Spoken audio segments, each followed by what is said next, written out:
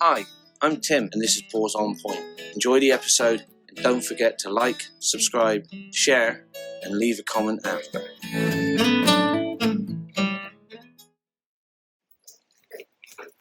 Hi. Are you okay?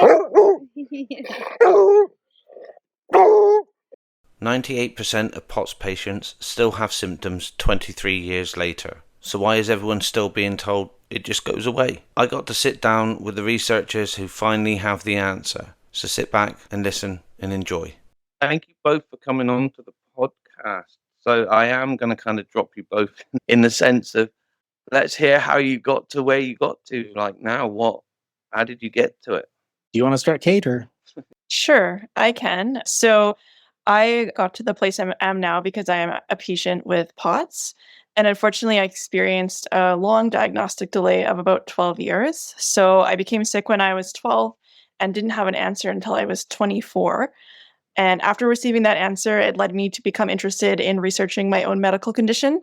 I was originally at UVic at the University of Victoria in British Columbia, and then came to Calgary where Dr. Raj was and kindly offered to allow me to do a co-op work term in his lab, which then became a master's degree, a PhD, and then now I'm in medical school. So on the clinical side of things, and then still conducting POTS research. That's awesome. So I guess my journey was probably a little less purposeful. I am trained in medicine cardiology, and then I came to Calgary actually years ago to do training in heart rhythm disorders. And while I was here, I was doing different bits of research, and I was interested in working with a mentor and a colleague now, Bob Sheldon, in trying to understand why people fainted. So it was reflex fainting that I was interested in. And so after I finished my clinical training here, I was sent down to Vanderbilt University to work with Professor David Robertson, who ran the Autonomic Center there, to basically learn human physiology research and how to try and figure out why people fainted. And I would say the fact that I ended up as a POTS researcher is probably a reflection of the fact that I failed to try and create a useful model for understanding why people fainted, right? So we have tilt table tests and stuff. And in some ways that can give some information, but fainting occurs episodically and periodically, and it's a tough thing to study in an acute model. But while I was there was a new grant that David had received from NIH looking at some aspects of POTS, and there was a great clinical research center where patients would come in and we'd run them through different research protocols. And so I spent a lot of time studying, like my original project there was looking at patients with POTS and trying to look at blood volume regulation and perturbations, problems with blood volume regulation in those patients. And when doing it, we spend time with the patients and chatting with the patients and trying to understand the other things that are bothering them. And basically, it led to one study, then another study. And then you look back, and that's mostly what I've done. That's cool. From your point of view, do you find it was a bit of a Pandora's box? So obviously that it's what started with just fainting. As you looked more into it through the researches, it became more of the other symptoms that were coming with it. Yeah, I don't think that's unique to POTS. At least the concept that there are a lot of things that seem more simple and straightforward when you're looking at it from a distance and don't know too much about it, right? I think the more you become expert in something, you start realizing how much more complicated things are and how much more you don't know. And I don't think that's unique to POTS. I think it's common in different aspects of medicine. I actually suspect it's common in different aspects of science, right? The more expert you get, you realize at a nuanced level, you realize how much more complicated things are than they looked from 10,000 feet. I can see that. And so your recent research paper that came out, you were both working on, what was the starting point for that? And then where did it take you? So this was our research paper that was published in the Journal of Internal Medicine, and it was looking at long-term outcomes in patients with POTS. One of the common unanswered questions for patients is what will happen to my symptoms over time? And there actually wasn't any good answer to that prior to our paper. There is some long-term follow-up research, but it's largely in a time frame of less than 10 years. And a lot of it focuses on pediatric POTS, which we think could potentially be different than people who have a POTS onset when they're a little bit older. So that brought us to our research question of understanding what's happening to POTS over time. The other unfortunate complication that it commonly occurs is when you don't actually have research evidence, rumors and myths spread and become the common knowledge. And so unfortunately, a lot of people think that POTS isn't a big deal or POTS just goes away. It magically disappears when you're no longer a teenager. And therefore, we don't need to take it seriously. We don't need to invest in drug development or things like that. And so that was the other motivation to undertake this research, to really understand over a longer period of time, what are the outcomes? And so we were able to work with Vanderbilt University, where Dr. Raj was previously working and is still an adjunct professor, to look at people who had been studied earlier on. Because they were studied at Vanderbilt, which is an expert center, we knew that they were diagnosed properly and they'd been offered treatments to manage their POTS symptoms. So we were able to collect a group of participants, a median of 23 years after their onset of POTS, which is actually the longest known follow-up to date, which was really exciting to be part of that for sure. And the biggest finding I think we were able to demonstrate is that all but one participant actually continued to have POTS symptoms this long duration of time after onset. That's about 98% of the sample. Within that, we had about half of the sample who reported an improvement in their POTS symptoms. So they didn't go away altogether, but they were a bit better. And then the other half had a worsening of symptoms. So the main conclusion from this is we were able to demonstrate that POTS isn't something that just magically goes away, and it is a lifelong condition in our cohort for 98% of the participants. It's interesting that you mentioned about myths. I've heard lots and experimented, like I was saying, with different myths, of which it becomes very evident very quickly that, yeah, no, that's not going to do anything. But it's interesting with regards to the myths, like, because I've heard that it's that POTS is there from birth and that everybody has it, but POTS is a reaction to a sense of trauma of some sort to the body, and it's the nervous system kind of losing its grip on it, and then that's where it goes. I'm interested to hear your thoughts on that one. That's one I've heard quite a few times. There are different ways of trying to address it. At the most basic level, and I suspect this isn't what people mean, you're addressing is it your head or is it your body, right? And the truth is, it's a false dichotomy, right? There's not a disorder that doesn't actually go back and forth. There's not a disorder that doesn't have a nervous system component in terms of reacting, causing things like that, right?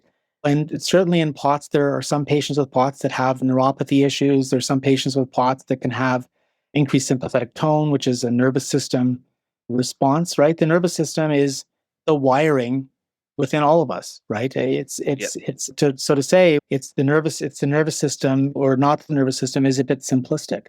I think the undertone of what you're saying is that it's all psychiatric, right? That there was basically that maybe that's not what you meant. I know. No, I mean what you meant. That's in terms of what you were conveying was. I think people are dismissing it as psychiatric, and I think the truth is that's been looked at. It's been looked at actually fairly extensively. Years ago, while at Vanderbilt, my wife, who was a psychiatrist before she did psychiatry, actually was a research fellow at Vanderbilt and did a study trying to, where they did structured interviews of patients with POTS that came into the research unit. So there are different studies that we did, and one of the afternoons we dedicated to this. And she administered what was called the SCID, which was basically a structured clinical interview that the questions mapped to diagnosis in the DSM-4TR, which was the diagnostic Bible in psychiatry at the time. There are more recent editions now. They have similar things. And the truth is that some of the patients with POTS did have anxiety and depression, but it was a fairly small percentage. And the other truth is that if you actually went and picked any group of 20 people in the US general population, there are going to be some people that have anxiety and depression. And so some people with POTS did have it, but it wasn't at a higher rate than the US general population. And I assume the Canadian general population, but the data that we had was American at the time. And so I think to say that no one with POTS has psychiatric illness is wrong, but it's also wrong to say POTS is a psychiatric illness, right? We don't say that with heart failure, right? There are patients with heart failure that do have anxiety issues or depression issues, and they have heart failure, right? So I think it's not fair to say that POTS is psychiatric in terms of whether they're more anxious or more depressed than the general population. It's actually comparable, but if you use tools measuring traits, there's certainly some there. But again, we see that in the general population. And the other challenge is actually anxiety in particular is an interesting phenomenon. And even if you use tools to measure it, how you measure it matters, right? So a lot of people, when they get anxious, they may get tremulous.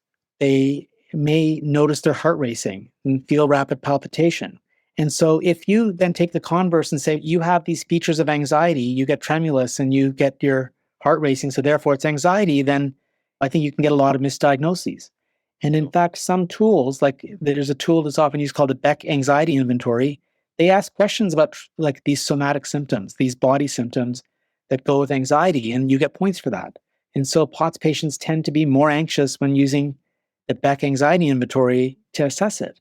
Well, if you use other tools that more ask about, do you feel anxious? How is this making you feel in terms of the thought process? They're less anxious, right? So there may be a little bit of anxiety, like in the US population, but not as much.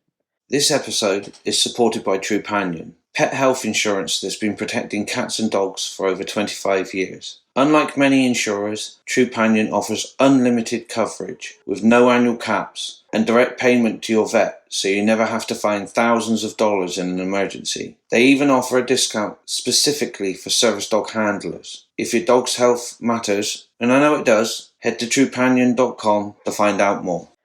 And I'm glad you said all of that, because again, through personal experience, I have been there when someone has said, it's just all in your head. Yeah. And it's like, no, it's not.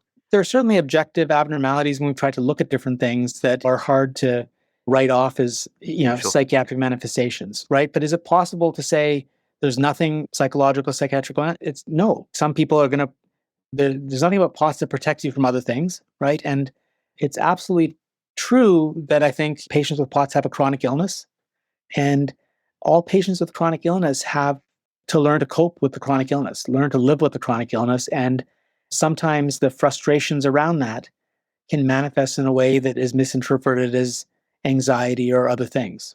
Sure, yeah. Right? But I think that's more of what we see. Is that to say that someone with POTS can't have an anxiety disorder? Absolutely not. I absolutely have patients with POTS that have had PTSD and have anxiety. Is that POTS, or is that even the majority? The answer is no. Okay, how was that like for you? Did that come out of the research as well for you? Was that a bit of an eye opener, or? So we also are fortunate to work on another project called the Diagnosis and Impact of POTS, or more informally, the Big POTS Survey, which is a survey of thousands of POTS patients looking at different aspects of their experience. So the way they were diagnosed, challenges they may have encountered, as well as more sort of medical focused questions, medications, and comorbidities. And from that research, we did show that 75% of patients actually were misdiagnosed before they received their POTS diagnosis. And a large proportion were told that POTS is just all in their head. It's not a serious illness. And consequently, the mean diagnostic delay in that survey was 5 years from first presentation to a physician for these symptoms. So I do think that the misconceptions of POTS not being serious and POTS just being something that's in your head really kind of contribute negatively. For me personally, I did experience a 12-year diagnostic delay, but I was fortunate in that I didn't actually have doctors say that to me specifically. They were willing to work with me, but just didn't have the knowledge to know how to investigate my symptoms initially. POTS displays itself, or it affects, if you want to say a better expression, it's very individualized for many people. So when it comes to treatments or ways of managing, is found that there is one specific way that works better for all, or would you say that it's still individualized when it comes to the management and the treatment? So I would say that it's still very individualized. Sorry, I just have some dogs in the background who are not service dogs, so they're just barking slightly. It's okay. I'm very cautious of the dogs that are around me. Yeah, so I'm waiting to hear a bark. So I would say it's still very individualized. And I think a lot of that comes down to, although we don't fully understand the causes of POTS, it's most likely that POTS is many different things leading to this end presentation rather than just one pathophysiological change. I know Dr. Raj often mentions it's like a fever. There are many different things you can have that lead to the end presentation of fever. And we do think that POTS is potentially similar. We do have evidence of different findings. As Dr. Raj mentioned, some patients have neuropathy or nerve damage. Some patients have hyperadrenergic or high adrenaline state and findings like that. And so I think when we're thinking about treatments, we really want to tailor it to the symptoms that individual patients are having. And we do that with a combination of medication or pharmacological treatments. So we look at medications that can lower your heart rate, medications that can increase the squeeze of the blood vessels in your leg to help get blood back to the heart. We look at medications that actually can increase your blood volume. So if you have a bit more blood volume on board, your heart maybe doesn't have to beat quite as quickly to circulate blood around the body, and other treatments like that. And then we think as well on the side of the non-pharmacological options as well. So things like increasing your salt in water, which is another way to increase blood volume. Recumbent exercise, which is a way to strengthen your heart, as well as compression garments, which is something that we've also studied in our lab as well. Yeah, it's interesting, all of those different ones. The salt intake, definitely. My wife's, the salt intake is the huge one. That's a very big factor in that. Yeah, one treatment my wife was having was regular saline. So I think it was every 2 weeks, about 2 liters of saline, which made a big difference. It had a big impact on it. It fascinates me because of how different it is for so many different people. And I love the fact that this research has been done, and in reading through it, I was getting quite excited because of your findings and what you were actually looking at. For me, it felt like all the right areas were being hit. And it was just nice to see that acknowledgement and see that actually happening. So one of the things that both the salt that you said helped and the saline, they have in common is they address the issue that a lot of patients with POTS, perhaps most, actually have a lowish blood volume. And what they both do, they're both part of a strategy to try and increase the blood volume, right? So saline, an infusion acutely expands the blood volume because you're putting it directly there, right? Eventually the kidney will work on the regulation and will work to start getting rid of it, right? That it gets it right there.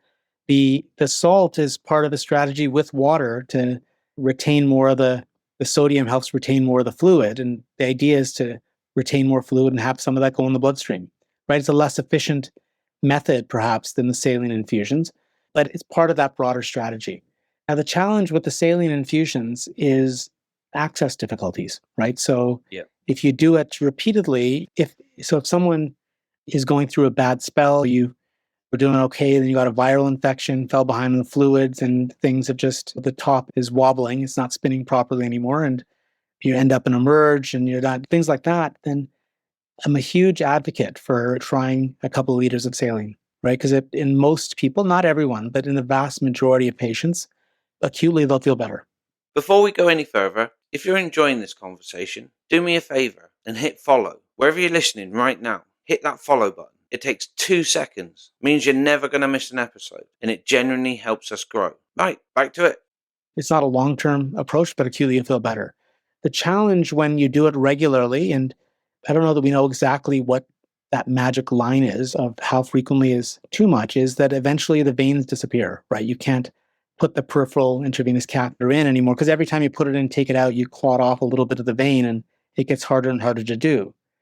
And then you end up having to go to longer term approaches like PICC lines or central lines or ports. And the real concern is that the central lines and ports have their own long-term risks, some of which are life-threatening, right? So that's the balance that we have. But both treatments that you talked about are targeting the same sort of underlying mechanism, which is get more fluid in there, get more blood volume, get the blood expanded a bit. Yeah, and sometimes that could be easier said than done, because getting someone to increase their fluid intake to a certain level. And this comes back to the issue you raised about the individualization, right? Everyone's a bit different. If you hate, there are different challenges. Some people hate the taste of salt, right? And thankfully, that's a minority of my patients. The majority actually like salty food, and so it's less of an issue, but some really don't. And there are solutions, right? You can go with electrolyte supplements, you can go with buffered sodium tablets like Potassium is one of the brands that are fairly well tolerated, but these are all more expensive solutions than just salt. But there's also challenges with a significant minority. It is a minority, but it's not a trivial minority of patients that actually have a lot of gut complaints where they have trouble keeping things down, right? So when they get full quickly, they get nauseated, some vomit, some can keep some stuff down, but not too much. Some can't keep anything down. And obviously those pose challenges as well, right? So it's a matter of working around those constraints, but the strategy is the same, right? But the question is, what of it can be done? Yeah. And I know I was talking to Kate about service dogs and how some of our clients use them for POTS. And my wife in particular, her service dog will alert her when her heart rate changes. So when that change happens, the dog will alert her, and then she knows to sit down, rest, or whatever to bring that back down again. Yeah, and the alerts will keep coming the longer the heart rate is going, which is great.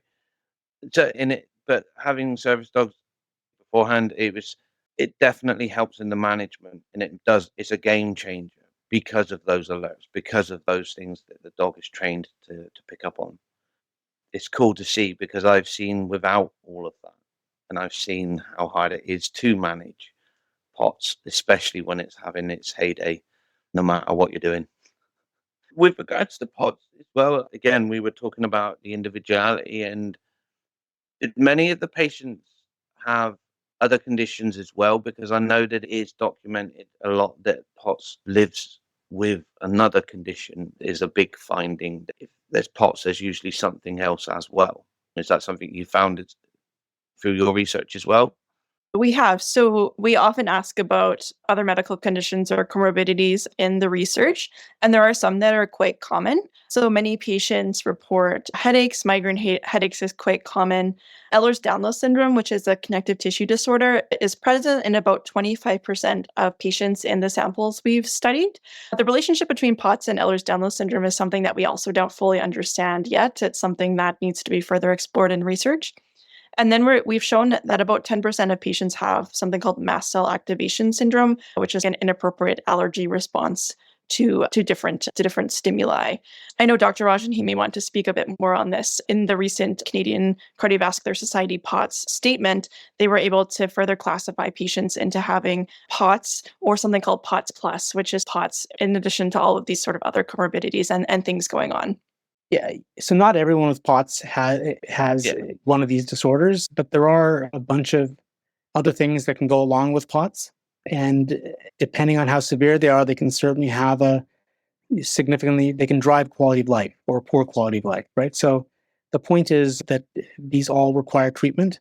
Usually they require distinct treatment, right? It's not, I think one of the misconceptions that some people before they see us seem to have is that their doctors seem to think that once you've had a diagnosis of POTS, that everything else you have is because of their POTS, and we have holy water in the POTS clinic that we will drip on people and it'll take care of everything else, right? But great that you've come on here and admitted. The listeners are going to love that. You're going to get inundated. If you have POTS and migraine headaches, it turns out the treatments for migraines are so much better than when I was starting out, right? It's a world of difference. And the patients with POTS with migraines deserve to get those same treatments that people without POTS and migraines have. And so it's important that people don't dismiss everything medical that happens to these patients with POTS as being part of the POTS, right? Whether there's an association or not, it turns out they respond really well to different migraine treatments, whether that be Botox injections or CGRP inhibitors or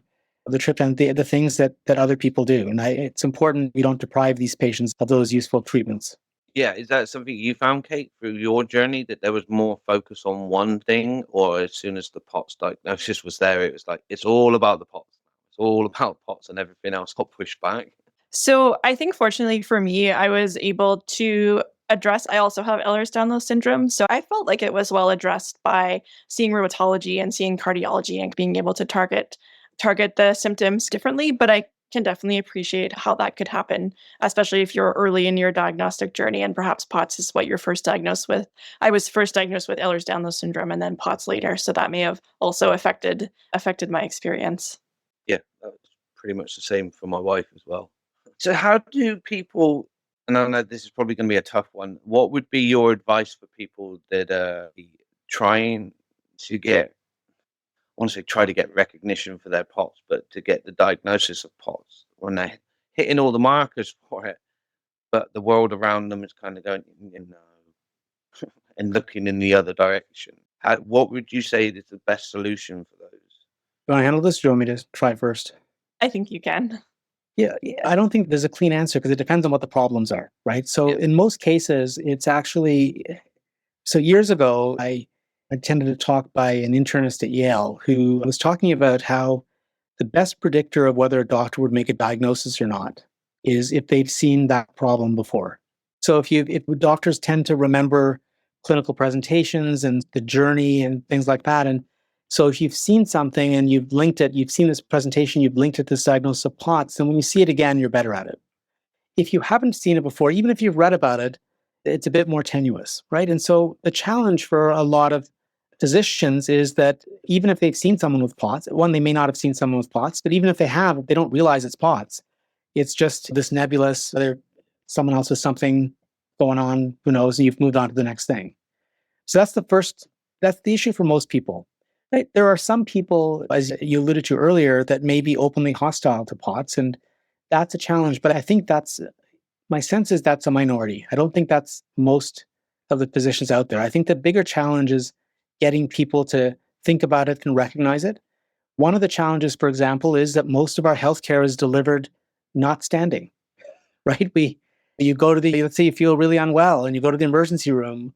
Once they make you wait a while, but once they get you into the back, what do? They lie you down, they hook you up to ECG monitors, they may draw blood while you're lying down, and they do these assessments. And then, not surprisingly, you probably look okay, right? And so I think a lot of it's not malicious, a lot of it is not thinking about these things to begin with, right? But I think that's changing, right? I think it's slow. I don't want to make it sound like the solution's been found and everyone is on top of it, right? But I think there's very little doubt in my mind that if you compare now to, say, 10 years ago, that I think more physicians have heard of POTS, more physicians may know how to diagnose POTS, not always correctly, but they at least are trying to think and do those things.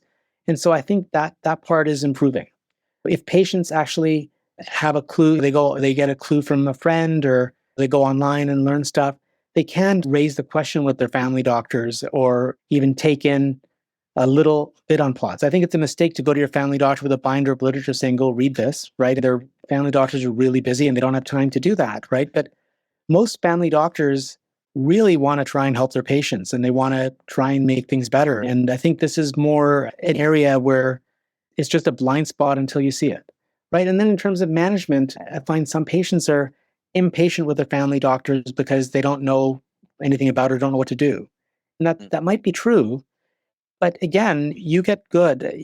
In our clinic, we see a lot of POTS and we get a lot of experience with it, right? And that's not true for most family doctors. They may only have one patient or that they know of, or may get a few. But you learn, as doctors, you learn from your patients. You learn what works in this patient, and then you try and apply that knowledge to others, right? That's the experience. And that's why I think a lot of our family doctors are really good at managing type 2 diabetes.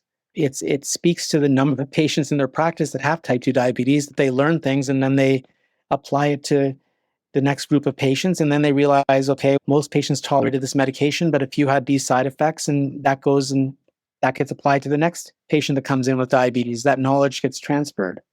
Sure. In POTS, that's a bit more challenging. And I ask patients to be patient with their family doctors and keep them in the loop. Because if you say, my doctor doesn't know anything, I'm going to go around the doctor all the time, then they'll still know nothing afterwards. And when you need them, they're not going to be able to help. While if you work through them, most family doctors really do want to help their patients. I truly believe that. And I think if you give them a chance and work with them, they'll learn with you.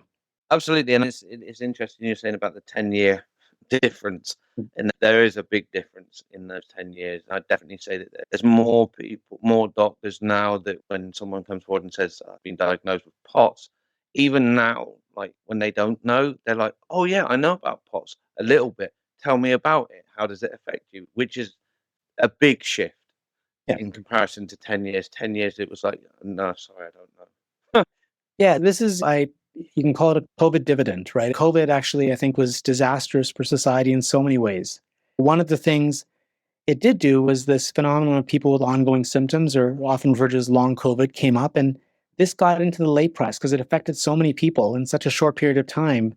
It wasn't just esoteric medical journals that me and 3 of my friends would read. It was in the New Yorker magazine and the Wall Street Journal and in just mass media.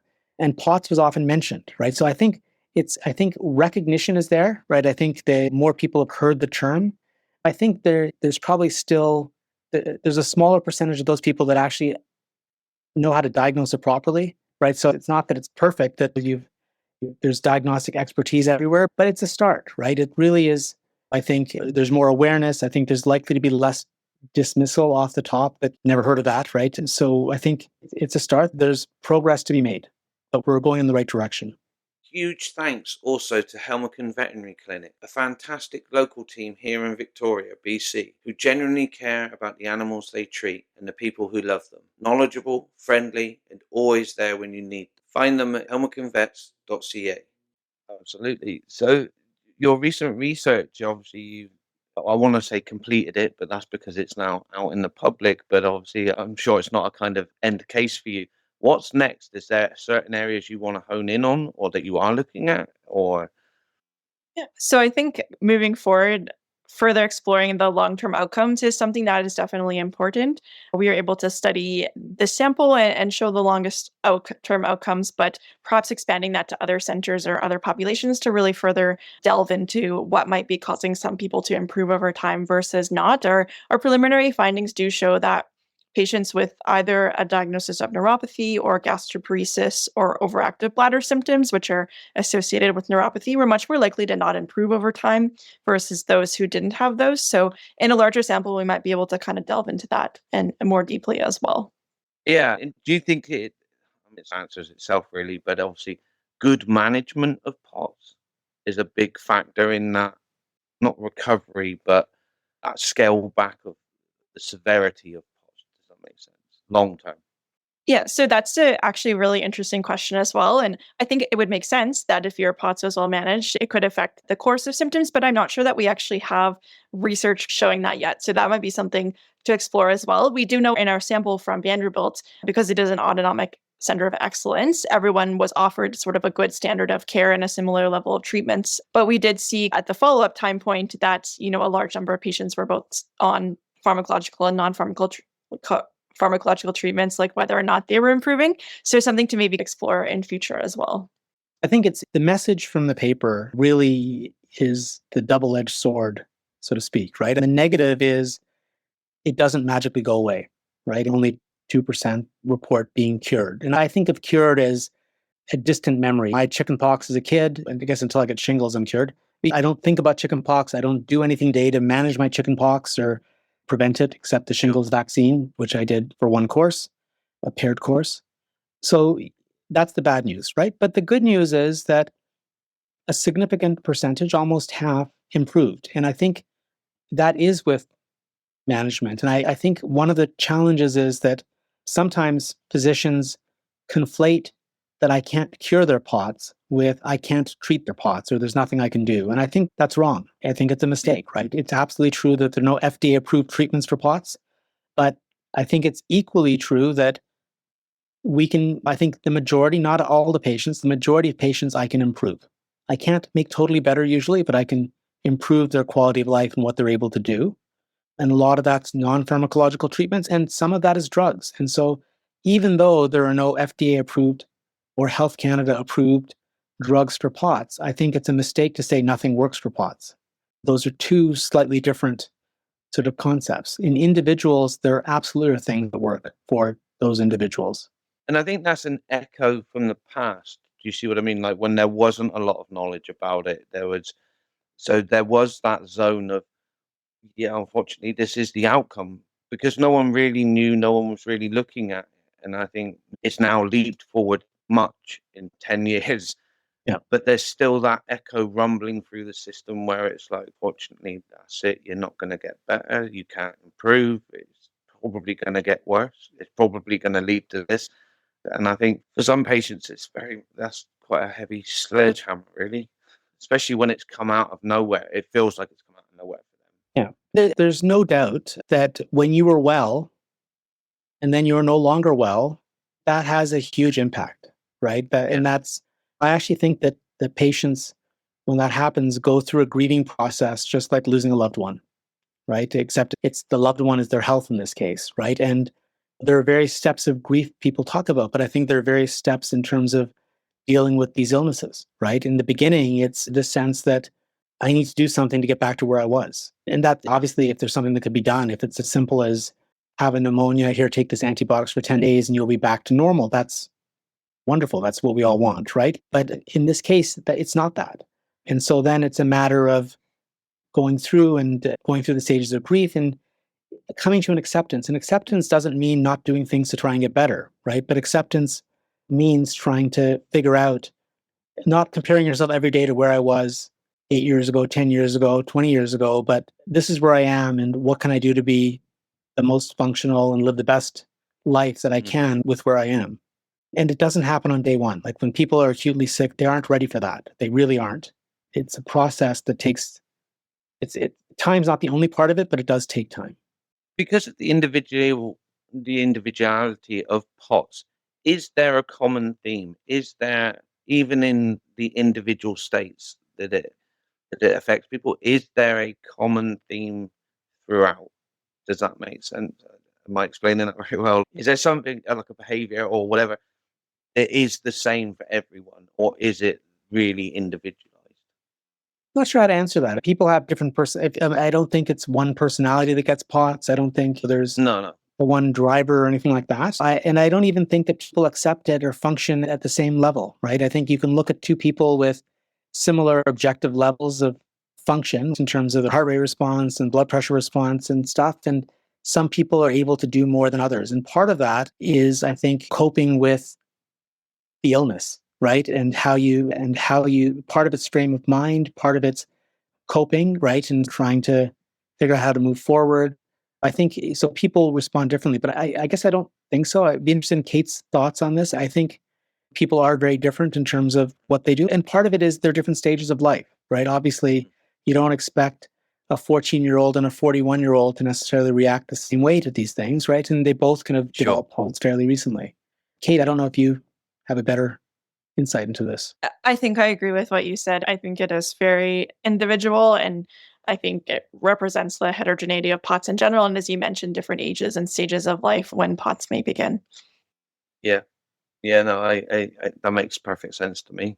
So with regards to this, is probably more for Kate, with regards to activity levels, was that something you had to change, obviously, since the diagnosis? Or like, with regards to the management of it, was there things that you can absolutely not participate in? Or is there, yes, I can, but I have to do this in preparation for? I think that's a great question. I think the biggest struggles that I had with my illness were the period of time when I was undiagnosed, because I didn't know what was wrong with me. And so I had no tools or management strategies. If I started to feel symptoms, it would snowball and get worse and worse until I was then in bed and had to withdraw from school. So I think now having a diagnosis of POTS and having good management strategies, I do feel like I'm able to do everything that I like to do, but I think I've developed a good approach to how I do that, and being aware of what things might make me more tired or when I might need to take a break just to keep things going. But I'd say, and I think maybe that's a little bit of my mindset too. Like I'm very determined and a person who likes to persevere through things. So if there's something that I would like to do, I try to find a way to do it. But I do recognize that's not the reality for all POTS patients. And I do feel very fortunate that I do have symptom control that is good enough that I am attending medical school and could do a PhD. And I do know that some patients, unfortunately, that wouldn't be something they'd be able to do just because of the severity of their symptoms. If this podcast matters to you, please support the mission behind it. Head to Pawsabilities servicedogs.ca and donate today. Every dollar funds a life-changing service dog partnership for someone who needs it most. Yeah, no, absolutely. And I just want to say, for those that are listening, like if they have a partner who has POTS and they have to have salt intake, please don't try and match that salt intake. That's speaking from personal experience. It's not great. Yeah, just like I think of the salt as a medicine, right? You wouldn't go and take your partner's hypertensive pills or anything like that, right? It's a medicine to treat a specific problem. Absolutely. Do you see the more that's learned about POTS, do you see it sweeping out and becoming even more acknowledged, so to speak, and having more specific centers dotted around closer, if you like, to people, rather than one specific center that's an expert center halfway across the country or wherever? Do you see that wheel starting to turn now? Not very quickly. I think that's the hope, is that we can get more people, more providers that have expertise that can get beyond the first level. But the truth is, it's a difficult slog, and medical education, training, those cycles don't happen quickly. There are people that come into this from different specialties mid-career and later in the game, but it's certainly not increasing at a fast pace. I think if we want to try and improve access to care, really leveraging our family doctors that are the most spread out and closest to our patients is really critical. Right? Obviously, we have challenges in some parts of the country worse than others, but I think across the country and sometimes having a family doctor shortage, and that really causes the system to crumble. But assuming that that part exists, that part of the healthcare, we really need to leverage them because you know, do I hope that we can train more people to have an interest in this and provide advanced expertise? Absolutely. But that's not happening immediately. So we need better solutions in the short term. Yeah, I guess it's a bit of a double-edged sword in those places where the family doctors are not so available, because then that tends to naturally fall onto ER. So Yeah. in one sense, ER doctors become more aware and more specialized with regards to POTS. Yeah, and that's not a unique problem in POTS, right? I think you could pick almost Yeah. any medical disorder, right? And I think most, unless it's truly an emergent type thing, right? If you have a big knife in your chest, then go to your ER, not the family doctor, right? But for most things, a good family doctor, especially chronic things, a good family doctor is probably going to handle these things better with more facility and with a longitudinal sense of what's going on and the relationship with the patient than can be done in an ER. The ER wasn't designed for that. It's an unfortunate, the ER is the provider of last resort, and so they're there if you need them. And it's unfortunate that so many people are needing them, not because they have acute emergency. I'm not recommending that more people need them for knife wounds either, but it's unfortunate that so many people need them because they can't get in to see their family doctor for the management of chronic things, right? And it's honestly, this is a problem that doesn't have quick solutions. I do think that most governments realize that this is a problem and are trying to solve it. I hope they succeed. Yeah, no, absolutely. Is there a condition, going back to the comorbidity part, is there a condition where you found a specific condition was also joined by POTS, if that makes sense? Like the same for many, or is it varied all across the board? I think there's some that are interesting and that we need to explore. And so Ehlers-Danlos syndrome, as I mentioned, the connective tissue disorder, is found in about 25% of patients with POTS, but we don't actually understand why POTS and Ehlers-Danlos syndrome are linked. It's another one of those situations where a myth has spread because the research doesn't exist. And so a lot of people think that if you have Ehlers-Danlos syndrome and you have stretchy tissues, you would also have stretchy blood vessels, and that would lead to blood pooling and then the development of POTS. But there isn't actually a research study showing that. It's just something that was suggested and then has spread in a wide area. So why POTS and Ehlers-Danlos syndrome go together is not really fully understood. And then bringing in mast cell activation syndrome, and so a slightly smaller proportion of patients with POTS have that, but how those are linked as well, I think, is still under exploration. Yeah. So what is your vision, both of you, obviously with this research paper that came out, what is your vision? What is your hope that research paper actually does? What is it? Are you hoping it educates more? Are you hoping that it does all across the board? It educates more, it makes people stop and think, it makes the right people in the right places go, maybe this needs to be looked in a little bit more. Is it all of that? Or Yeah, I would say it's definitely all of that. I think there are two major things I think about. One is helping patients, as obviously can be very challenging and stressful when you're diagnosed with a medical condition like POTS and you have no idea what your life is going to be like in several years. And so I hope that this does provide some answers to patients that, some patients, although your POTS is probably not going to be cured or magically go away, there is a group of patients that do improve. And so there's some hope for that in the future. And then the other arm of this, I think, is really to encourage physicians, investors, drug development companies, researchers to understand and appreciate that POTS is a real and serious condition. It is lifelong and it should be taken seriously. I know even in some cases, investors are hesitant to fund drug development for POTS because they've heard this rumor that it will just go away. And so we're hoping that this will show that it actually doesn't in this longer time frame.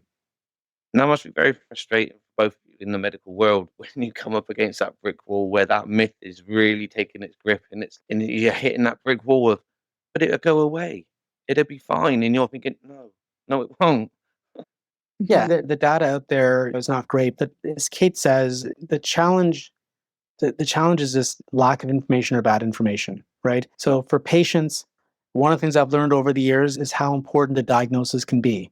But so part of that's validation, but then part of that is, okay, once you have an idea of what it is, you can get an idea of what's going to happen. But one of the common questions is, these are young women typically, right? The typical POTS patient, and they want to know what that future looks like, not just a year out or 2 years out, but they're probably thinking of living for decades, right? Many decades. And so until recently, we didn't have anything solid to offer information. Now, one could criticize our study and said we have less than 50 patients that fill this out. Is that really representative? But it's a start, right? And maybe in several years, we'll have hundreds of patients. But in fairness, we're going back to a disorder that was described in these terms just over 30 years ago, right? So it takes time for that to filter through, but knowledge is power. And I think that's where this really comes in, is giving the patients information that they can use to guide their life. And that was why that was one of the reasons why I invited both of you on here, and it's part of the reason for Pause on Point, is to get the information from you to beam out to those people that are listening, and it's the information. Do you know what I mean? It's not Googled, it's not from an AI, it's not just someone who's woke up with a good idea and put it out on Twitter or anything like that. It's actual, credible, hard, fast. And that's why I wanted you both on here, so we could get that information out there and prove that it does exist. No, we appreciate the opportunity, right? The truth is, people doing the research is the first part of the battle. And then we need to get that knowledge out to the people that need it. And so some of that is doctors, right? So we've published it in medical journals that are peer reviewed, that have a certain credibility to it. But obviously, an important, critical part of the audience are the patients out there, and the possible patients, the people that do need to know about better understanding their disorder and their illness and what's going to happen. Yeah, and that's what comes as part of the advocacy for the society, is we know that there are people out there that are frightened to come forward. They're frightened of what the future will mean for them. So to get this information out there, and for them to see it and read it and acknowledge it and go, okay, it is going to be okay. It doesn't mean next year is like my last year. Do you know what I mean? It's being looked at and it's being taken seriously. And I think that is a big hurdle. That's a big accomplishment, I think, especially for POTS people, is that recognition that it's being taken seriously. And this proves that it is. And that's why I wanted this podcast to shoot that out there, to prove that it is being noted, it's being looked at. Tim, thank you for having us both. We really do appreciate it. Yeah, no, absolutely. And yeah, I'd like to invite you back maybe in a few months' time or in a year's time to see where it's progressed from there. But yeah, you're more than welcome. I wouldn't expect huge changes in a few months. The cycle of building this knowledge and stuff the wheel moves more slowly than that. Yeah, I'm just trying to be optimistic. There may be something that falls through in the next few months. But no, thank you both for coming on. It's been great having you both on. And yeah, this is going to be beamed out to, I know for sure, to 25 different countries. So this is us contributing to getting the word out there for you. Wonderful. Thanks again. Thank you. All right. Thank you so much. Thank you. Bye-bye. Bye-bye. That's a wrap on today's episode of Pause on Point. A huge thank you to everyone involved in today's episode. These conversations mean everything to this community. If today's episode resonated with you, please share it with one person who needs to hear it. That's how we grow, and that's how we create change. And if you want to support the mission behind the podcast, head to Pawsabilities Every single dollar goes directly to funding a life-changing service dog partnership for someone who needs it most. Until next time, take care of yourselves and each other. And remember, hit that like button and share. Thank you.